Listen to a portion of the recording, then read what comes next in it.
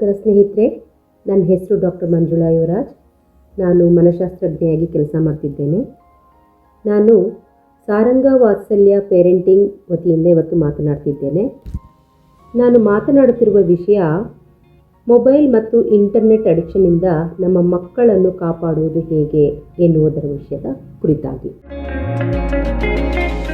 ಇವತ್ತಿನ ದಿನದಲ್ಲಿ ಪೋಷಕರ ಆದಿಯಾಗಿ ಸಮಾಜದ ಎಲ್ಲ ವರ್ಗದವರು ಮತ್ತು ಎಲ್ಲ ವಯಸ್ಸಿನವರು ತುಂಬ ಗಮನ ಸೆಳೆದಿರುವ ಒಂದು ಸಾಧನ ಅಂದರೆ ಸ್ಮಾರ್ಟ್ಫೋನ್ ಅಲ್ವಾ? ನಿಮಗೆ 2 ಪ್ರಶ್ನೆ ಕೇಳ್ತೀನಿ, ನೀವೇ ಯೋಚನೆ ಮಾಡಿ. ಈ ಸ್ಮಾರ್ಟ್ಫೋನ್, ಟಚ್ ಸ್ಕ್ರೀನ್ ಅಥವಾ ಆ್ಯಂಡ್ರಾಯ್ಡ್ ಫೋನ್ ಅಂತ ಏನು ಕರಿತೀವೋ, ನಿಮಗೆ ಏನು ಅನಿಸುತ್ತೆ? ಅದು ಸ್ಮಾರ್ಟೋ ಅಥವಾ ನಾವು ಸ್ಮಾರ್ಟೋ ಅನಿಸುತ್ತೋ? ಹಾಗೆ ಇನ್ನೊಂದು ಪ್ರಶ್ನೆ, ಮೊಬೈಲು ನಮ್ಮನ್ನು ಕಂಟ್ರೋಲ್ ಮಾಡ್ತಾ ಇದೆಯೋ, ನಾವು ಮೊಬೈಲ್ನ ಕಂಟ್ರೋಲ್ ಮಾಡ್ತಾ ಇದ್ದೀವೋ ಅನಿಸುತ್ತೋ?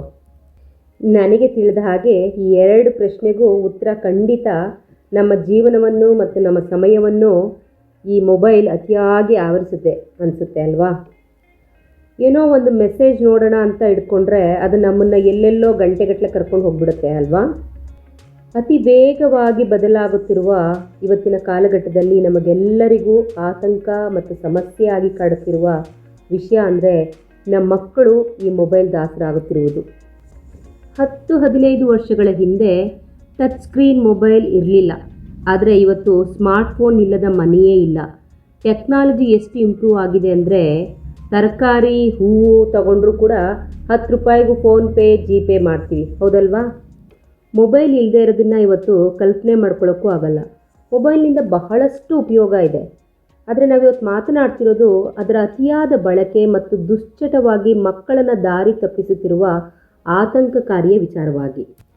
2023-24 ಅಂಕಿ ಅಂಶಗಳ ಪ್ರಕಾರ ಒಟ್ಟಾರೆ 15 ವರ್ಷಗಳ ಒಳಗಿನ ಮಕ್ಕಳು 59% ಮಕ್ಕಳು ಮೊಬೈಲ್ನ ಬಳಸ್ತಾ ಇದ್ದಾರೆ.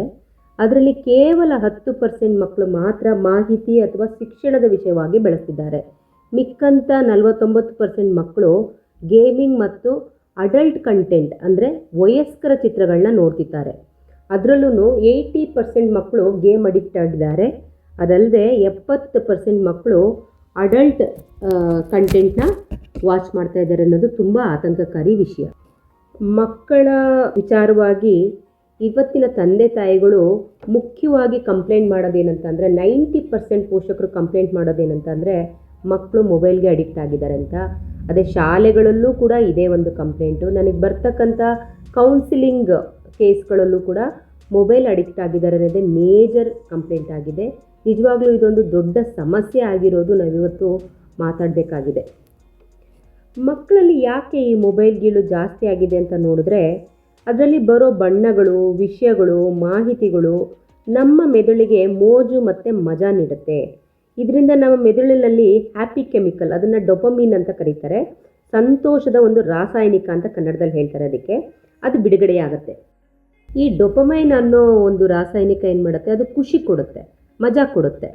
ಆ ಒಂದು ವಿಷಯಗಳನ್ನ ಮೊಬೈಲ್ನಲ್ಲಿ ನೋಡೋದ್ರಿಂದ, ಅದು ಹೆಚ್ಚಿಗೆ ಮಜಾ ಕೊಡೋದ್ರಿಂದ ಮಕ್ಕಳುಗಳು ಮತ್ತೆ ಮತ್ತೆ ಅದನ್ನೇ ನೋಡಬೇಕು ಅಂತ ಅನಿಸುತ್ತೆ. ಮೊಬೈಲ್ನಲ್ಲಿ ಚಾರ್ಜ್ ಇದ್ದು, ರೀಚಾರ್ಜ್ ಇದ್ದು, ಇಂಟರ್ನೆಟ್ ಕನೆಕ್ಷನ್ ಇದ್ದರೆ 24/7 ಮೊಬೈಲ್ನಲ್ಲಿ ನಮಗೆ ವಿಷಯಗಳು ಬರ್ತಾನೆ ಇರ್ತವೆ. ಅದೊಂದು ರೀತಿ ನಮಗೇನಾಗ್ಬಿಟ್ಟಿದೆ ಅಂದರೆ ಉತ್ತಮ ಸಂಗಾತಿ ಆಗಿಬಿಟ್ಟಿದೆ. ಈ ಇನ್ಸ್ಟಾಗ್ರಾಮು, ಫೇಸ್ಬುಕ್ಕು, ಟ್ವಿಟ್ಟರು, ಯೂಟ್ಯೂಬ್ನಲ್ಲಿ ಬರುವಂಥ ವಿಷಯಗಳು, ಬಣ್ಣಗಳು ಮತ್ತು ಅಲ್ಲಿ ಮತ್ತೆ ಮತ್ತೆ ಚೇಂಜ್ ಆಗುವಂತಹ ವಿಷಯಗಳೇನಿದಾವೋ ಅವು ಮಕ್ಕಳನ್ನು ತುಂಬ ಅಟ್ರ್ಯಾಕ್ಟ್ ಮಾಡುತ್ತೆ.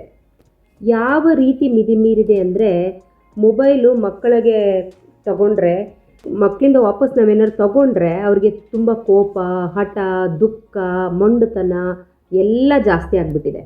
4-5 ತಿಂಗಳು ಮಗುವಿನಿಂದ ಹಿಡಿದು ಮೊಬೈಲ್ ಇಲ್ಲದೆ ಊಟ ಮಾಡೋದೇ ಇಲ್ಲ ಮಕ್ಕಳುಗಳು. ಮೊಬೈಲ್ ಕೊಡದೇ ಇದ್ದಿದ್ದಕ್ಕೆ ಜಗಳ, ಆತ್ಮಹತ್ಯೆ ಮತ್ತು ಪೇರೆಂಟ್ಸ್ ಮೇಲೆ ಹಲ್ಲೆ ಮಾಡಿರುವಂಥ ಸುದ್ದಿಗಳು ಕೂಡ ಇವತ್ತು ನಾವು ದಿನ TV ಮತ್ತು ದಿನಪತ್ರಿಕೆಯಲ್ಲಿ ಕೇಳಿಬರ್ತಾ ಇದೆ. ಮೊಬೈಲ್ನ ಮಕ್ಕಳು ತಾವಾಗಿ ಅಭ್ಯಾಸ ಮಾಡಿಕೊಳ್ಳಿಲ್ಲ, ಪೋಷಕರಾಗಿ ನಾವೇ ಮಕ್ಕಳುಗಳಿಗೆ ಅವನ್ನ ಅಭ್ಯಾಸ ಮಾಡಿಸಿದ್ದು. ಆದರೆ ಇವತ್ತು ಆತಂಕಕಾರಿಯ ಸಮಸ್ಯೆ ಆಗಿ ಮಕ್ಕಳ ವರ್ತನೆ ಮತ್ತು ಬೆಳವಣಿಗೆಯಲ್ಲಿ ಕೆಟ್ಟ ಬದಲಾವಣೆಗಳನ್ನ ಕಾಣ್ತಾ ಇದ್ದೀವಿ.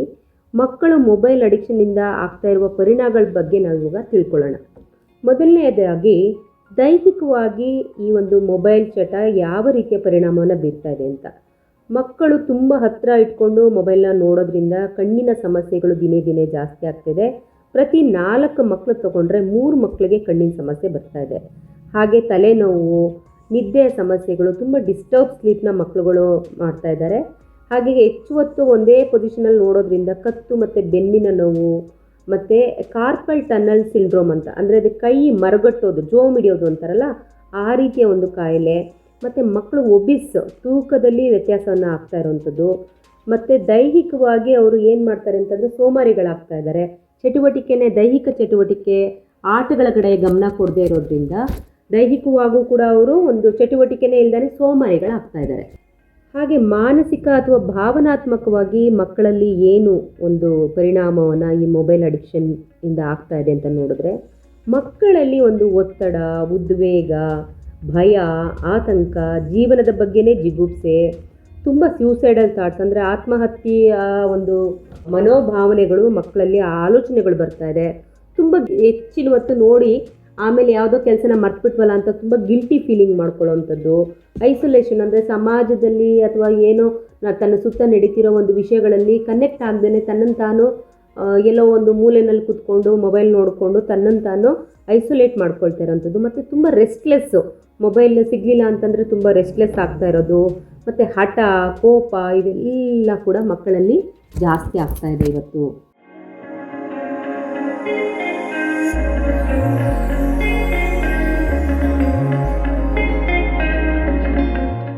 ಇದರಿಂದ ಮಕ್ಕಳದ ಶಿಕ್ಷಣದ ಮೇಲೆ ಏನು ಪರಿಣಾಮ ಬೀಳ್ತದೆ ಅಂದರೆ, ಶಿಕ್ಷಣದ ಮೇಲೆ ಮಕ್ಕಳುಗಳಿಗೆ ಪ್ರಭಾವ ಬೀರ್ತಾ ಇರೋದು ಹೇಗೆ ಅಂದರೆ, ಮಕ್ಕಳಲ್ಲಿ ಗಮನ, ಆಸಕ್ತಿ ಕಡಿಮೆ ಆಗ್ತಾ ಇದೆ.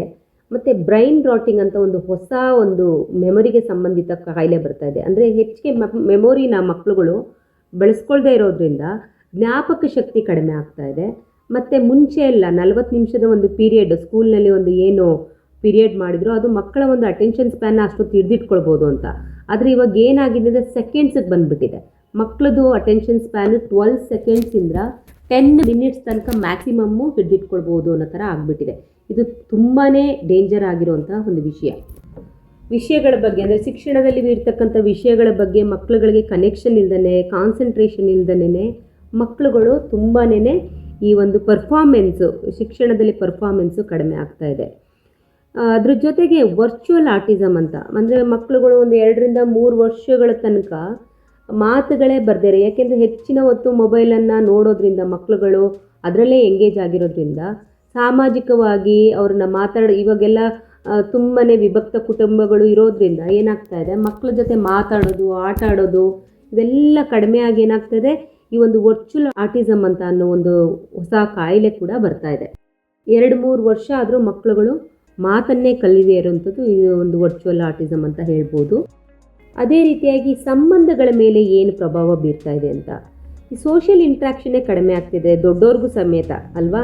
ಮನೆಗೆ ಯಾರಾದರೂ ಬಂದರೂ ಕೂಡ ಮೊಬೈಲಲ್ಲಿ ಮಕ್ಕಳು ಬ್ಯುಸಿಯಾಗಿದ್ದು ಆಯ್ ಅಂಕಲ್, ಆಯ್ ಆಂಟಿ ಅಂತ ಅಂದ್ಬಿಟ್ಟು ಹೋಗ್ಬಿಟ್ಟು ರೂಮ್ ಸೇರ್ಕೊಂಡ್ಬಿಡ್ತಾರೆ. ಜೊತೆಗೆ ಗೇಮು ಅಥವಾ ರೀಲ್ ನೋಡಿಕೊಂಡು ಬ್ಯುಸಿ ಆಗಿಬಿಡ್ತಾರೆ. ಫ್ಯಾಮಿಲಿ ಟೈಮ್ ಅನ್ನೋದೇ ಇವತ್ತು ಮಕ್ಳಿಗೂ ಇಲ್ಲ, ನಮಗೂ ಇಲ್ಲ, ಹಾಗಾಗಿದೆ, ಹೌದಲ್ವಾ.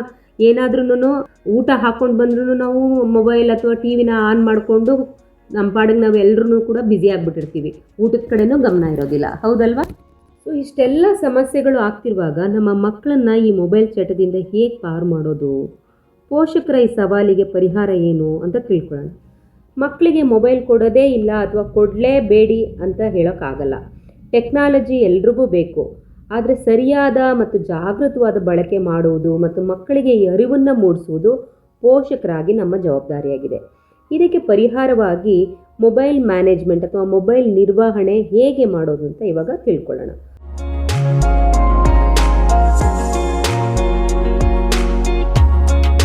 ಮೊದಲನೇದಾಗಿ ಪೋಷಕರೇ ಮೊದಲ ಮಾದರಿಯಾಗಬೇಕು.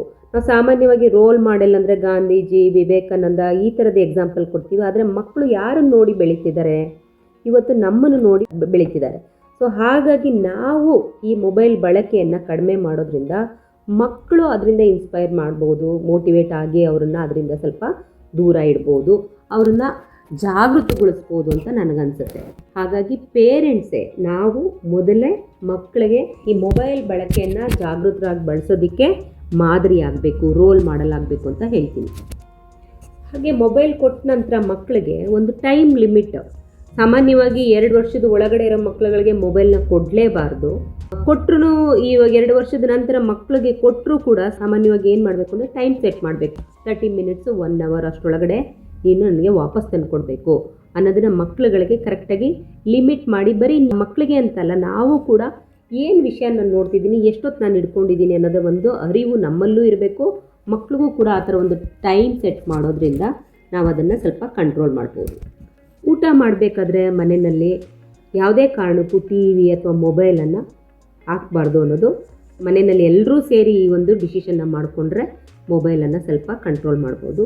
ಅದೇ ರೀತಿ ದೈಹಿಕ ಚಟುವಟಿಕೆಯನ್ನು ಹೆಚ್ಚಾಗಿ ನೀವು ಮತ್ತು ಮಕ್ಕಳು ಸೇರಿ ಮಾಡೋದ್ರಿಂದ ಮಕ್ಕಳುಗಳು ಬ್ಯುಸಿ ಆಗ್ತಾರೆ, ಒಂದು ದೈಹಿಕವಾಗೂ ಅವ್ರದ್ದು ಚಟುವಟಿಕೆಗಳಾಗುತ್ತೆ, ಮೊಬೈಲಿಂದನೂ ದೂರ ಇರ್ಬೋದು.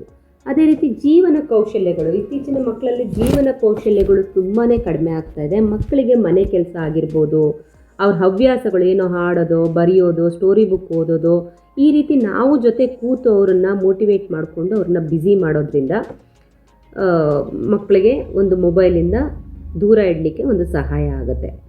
ಹಾಗೆ ಮಕ್ಕಳ ಜೊತೆ ಉತ್ತಮ ಸಮಯನ ಕಳೆಯೋದು, ಯಾವಾಗಲೂ ಅವರನ್ನು ಕಂಪ್ಲೇಂಟ್ ಮಾಡೋದು, ಅದು ಮಾಡಬೇಡ, ಇದು ಮಾಡಬೇಡ, ಹೀಗಿರು, ಹಾಗಿರು, ತುಂಬ ಇನ್ಸ್ಟ್ರಕ್ಷನ್ಸು, ತುಂಬ ಕಂಪ್ಲೇಂಟು ಮಾಡೋದಕ್ಕಿಂತ ತುಂಬ ಖುಷಿಯಾಗಿ ಒಬ್ಬರ ಫ್ರೆಂಡ್ ಥರ ಮಕ್ಕಳ ಜೊತೆ ಸಮಯ ಕಳೆಯೋದು ಕೂಡ, ಮತ್ತು ಅವ್ರ ಜೊತೆ ಆಟ ಆಡೋದು ಕೂಡ, ಇಂಡೋರ್ ಗೇಮ್ಸು, ಔಟ್ಡೋರ್ ಗೇಮ್ಸು ಅವ್ರ ಜೊತೆ ಆಟ ಆಡೋದ್ರಿಂದ, ಉತ್ತಮ ಸಮಯನ ಕಳೆಯೋದ್ರಿಂದನೂ ಮೊಬೈಲಿಂದ ನೀವು ದೂರ ಇರ್ಬೋದು, ಹಾಗೆ ಮಕ್ಕಳನ್ನು ಕೂಡ ದೂರ ಇಡ್ಬೋದು.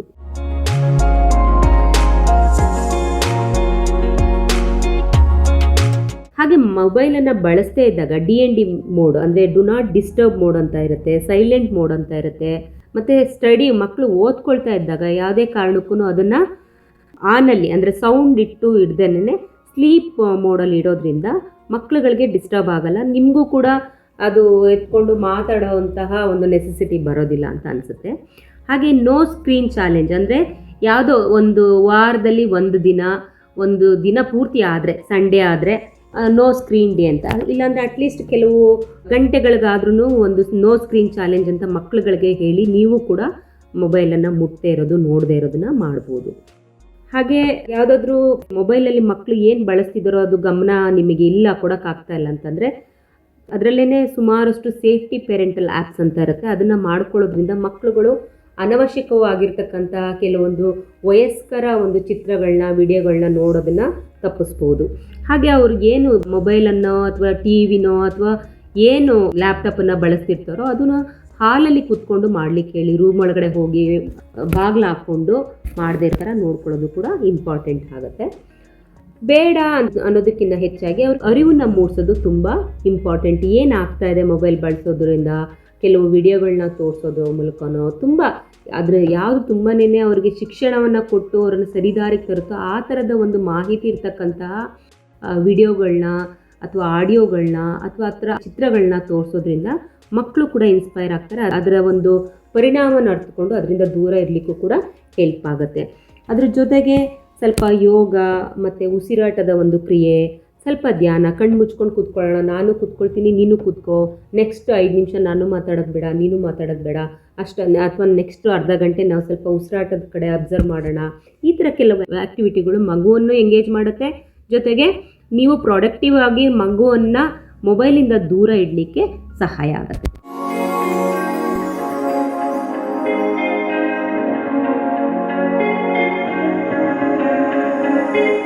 ಹಾಗೆ ಒಂದು ವಾರಕ್ಕೊಂದ್ಸಲನೋ 15 ದಿವಸಕ್ಕೊಂದ್ಸಲನೋ ಮಕ್ಕಳುಗಳನ್ನ ಫ್ರೆಂಡ್ಸು ಅಥವಾ ನಿಮ್ಮ ರಿಲೇಟಿವ್ಸು ಅಥವಾ ಅಜ್ಜಿ ಮನೆ ಆ ಥರ ಎಲ್ಲ ಇರುತ್ತಲ್ವ, ಸೊ ಅಲ್ಲಿಗೆ ಮಕ್ಕಳನ್ನ ಔಟಿಂಗ್ ಅಂತ ಕರ್ಕೊಂಡೋಗಿ ಪ್ರಕೃತಿ ಜೊತೆಗೆ ನೀರಿರೋ ಜಾಗದಲ್ಲೋ, ಕಾಡಿರೋ ಜಾಗದಲ್ಲೋ, ಗಿಡ ಮರಗಳು, ಈ ಥರ ಒಂದು ಔಟಿಂಗ್ ಹೋಗಿ ಮಗು ಜೊತೆ ಟೈಮ್ ಸ್ಪೆಂಡ್ ಮಾಡೋದ್ರಿಂದನೂ ಈ ಎಲ್ಲ ಜಂಜಾಟಗಳಿಂದ, ಟೆಕ್ನಾಲಜಿಯಿಂದ ಸ್ವಲ್ಪ ದೂರ ಉಳಿಬೋದು. ಹಾಗೆ ಕೆಲವೊಂದು ಬೇಕೋ ಬೇಡವೋ ಎಷ್ಟೊಂದು ಆ್ಯಪ್ಸ್ಗಳಿರ್ತವೆ, ಎಷ್ಟೊಂದು ಗೇಮ್ ಆ್ಯಪ್ಸ್ಗಳನ್ನೆಲ್ಲ ಡೌನ್ಲೋಡ್ ಮಾಡಿಬಿಟ್ಟಿರ್ತೀರ. ಅದನ್ನು ಅವಾಗವಾಗ ಬೇಡದೇ ಇರೋದು ಮತ್ತು ಯೂಸ್ ಮಾಡದೇ ಇರೋದು ಫ್ರೀಕ್ವೆಂಟಾಗಿ ಅದನ್ನು ಡಿಲೀಟ್ ಮಾಡ್ಕೊಳ್ಳೋದ್ರಿಂದನೂ ಕೂಡ ಪದೇ ಪದೇ ಅದ್ರ ಕಡೆಗೆ ಗಮನ ಹೋಗಲ್ಲ ನಮಗೆ. ಹಾಗಾಗಿ ಮೊಬೈಲು ಕೂಡ ಮೆಮೊರಿ ಜಾಸ್ತಿ ಉಳ್ಕೊಳ್ಳುತ್ತೆ. ಡಿಲೀಟ್ ಮಾಡೋ ಆ್ಯಪ್ಸ್ಗಳು ಡಿಲೀಟ್ ಮಾಡೋದು ಕೂಡ ಒಂದು ಒಳ್ಳೆಯ ಒಂದು ಕ್ರಿಯೆ ಅಂತ ಹೇಳ್ಬೋದು. ಇತ್ತೀಚಿನ ದಿನಗಳಲ್ಲಿ ತುಂಬಾ ಸೈಬರ್ ಕ್ರೈಮು ಮತ್ತು ಅಕೌಂಟ್ ಹ್ಯಾಕಿಂಗು ಈ ಥರದ್ದೆಲ್ಲ ತುಂಬ ನಡೀತಾ ಇದೆ. ಹಾಗಾಗಿ ನೀವು ಎಚ್ಚೆತ್ಕೊಳ್ಬೇಕು, ಮಕ್ಳಿಗೂ ಇದ್ರ ಬಗ್ಗೆ ಮಾಹಿತಿಗಳನ್ನ ಕೊಡಬೇಕು, ಅವ್ರಿಗೂ ಕೂಡ ಅರಿವು ಮೂಡಿಸಿ ಜಾಗೃತರಾಗಿ ಹೇಗೆ ಬಳಸಬೇಕು. ಯಾವುದೇ ಒಂದು ಟೆಕ್ನಾಲಜಿ ಇರೋದು ನಮ್ಮ ಉಪಯೋಗಕ್ಕೆ, ಹಾಗಾಗಿ ಅದನ್ನು ಮೈಂಡ್ಫುಲ್ಲಾಗಿ ಉಪಯೋಗಿಸೋದು ತುಂಬ ಇಂಪಾರ್ಟೆಂಟು ಅನ್ನೋದನ್ನು ನೀವು ಅರಿತು ಮಕ್ಳಿಗೂ ಅರಿವನ್ನ ಮೂಡಿಸ್ಬೇಕು. ಟೆಕ್ನಾಲಜಿ ಅನ್ನೋದು ಒಂದು ಟೂಲು, ಅದು ಯಾವುದೇ ಕಾರಣಕ್ಕೂ ಟ್ರ್ಯಾಪ್ ಆಗಬಾರ್ದು, ನಮ್ಮನ್ನು ಆವರಿಸ್ಕೊಳ್ಬಾರ್ದು, ನಮ್ಮನ್ನೇ ನುಂಗ್ ಹಾಕಬಾರ್ದು. ಈ ವಿಚಾರವಾಗಿ ನೀವು ಜಾಗೃತರಾಗಿರಿ, ಮಕ್ಳಿಗೂ ಈ ಜಾಗೃತೆಯನ್ನು ಮೂಡಿಸಿ. ಕೊನೆಯದಾಗಿ ಬದಲಾವಣೆಯ ಸಂಕಲ್ಪ ಮಾಡಿಕೊಂಡ್ರೆ ಮಕ್ಕಳ ಜೊತೆ ಹೆಚ್ಚಿಗೆ ಸಮಯ ಕಳೆಯಿದ್ರೆ ಖಂಡಿತವಾಗ್ಲೂ ಇದು ಸಾಧ್ಯ ಇದೆ ಅಂತ ಹೇಳ್ತಾ, ಎಲ್ಲರೂ ಸಂತೋಷವಾಗಿರಿ, ಮಕ್ಕಳ ಜೊತೆ ಹೆಚ್ಚಿನ ಸಮಯ ಕಳೀರಿ ಅಂತ ಹೇಳ್ತಾ ನನ್ನ ಮಾತನ್ನು ಮುಗಿಸ್ತೀನಿ. ಧನ್ಯವಾದಗಳು.